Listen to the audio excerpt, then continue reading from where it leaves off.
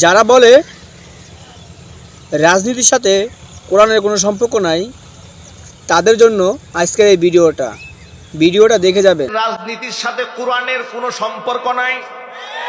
যেই মুনাফিক এই কথা বলেছে, আল্লাহর কসম কোরআনের সাথে ওই মুনাফিকের কোনো সম্পর্ক নাই। কথা ঠিক কে জোরে বলতে হবে। যে মুনাফিক বলেছে রাজনীতির সাথে কোরআনের সম্পর্ক নাই, কোরআনের সাথে ওই মুনাফিকের সম্পর্ক নাই।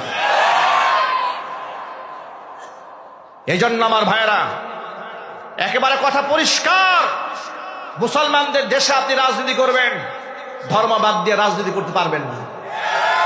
আর কথায় কথায় ধর্ম ব্যবসায়ী বলেন আলেমদেরকে। আলেমরা কেমনে ধর্ম ব্যবসায়ী হইল? আলেমরা ধর্মের কারণে জেল খাটলো, জরিমানা দিল, ব্যক্তি জীবন ধর্ম দিয়ে গড়েছে, পারিবারিক জীবন গড়েছে, সামাজিক জীবন গড়েছে, সারা জিন্দেগি ধর্মের জন্য কথা বলেছে। সে কেমনে ধর্ম ব্যবসায়ী হইল? এমনকি ধর্মের জন্য ফাঁসির মঞ্চ পর্যন্ত উঠেছে, কিন্তু বাতিলের কাছে মাথা নত করেনি। তারা কেমনে ধর্ম ব্যবসায়ী হয়? ধর্ম ব্যবসায়ী তো তারা সারা বছর নামাজ নাই, রোজা নাই, নির্বাচন আসলে দবদবে সাদা পাঞ্জাবি পরে মাথার মধ্যে টুপি দিয়া মসজিদে গিয়ে তারা ভোট চায়, এরাই হচ্ছে নিকৃষ্ট ধর্ম ব্যবসায়ী।